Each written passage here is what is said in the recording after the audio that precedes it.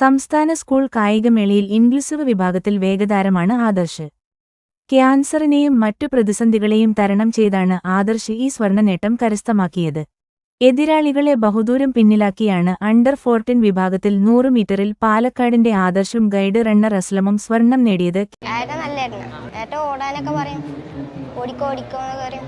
ഞാൻ സ്പീഡ് കൂട്ടുമ്പോൾ ഏട്ടൻ സ്പീഡ് കുറക്കും. എന്റെ സ്പീഡിനനുസരിച്ചിട്ട് കുറച്ച് ബാക്കിലായിട്ട് വരും. ഇവിടെ വന്ന് കണ്ട, ഇവിടെ വന്നിട്ട് പരിചയപ്പെട്ട. ഫസ്റ്റ് ഞാൻ ഓടിയപ്പോൾ അവനെ ഞാൻ മുൻപിൽ പോയി. എന്നിട്ട് സാർമാർ പറഞ്ഞു നീ ബാക്കിലാണ് പോകണ്ടേ, അവൻ്റെ സ്പീഡിലാണ് നീ പോകണ്ടേ പറഞ്ഞു. പിന്നെ ഞാൻ ഇവൻ്റെ സ്പീഡിലാണ് അങ്ങനെ വന്നു മാക്സിമം. ക്യാൻസറിനെ തോൽപ്പിച്ച് മകൻ സ്വർണം നേടിയതിൽ വളരെയധികം സന്തോഷത്തിലാണ് ആദർശിന്റെ അമ്മ.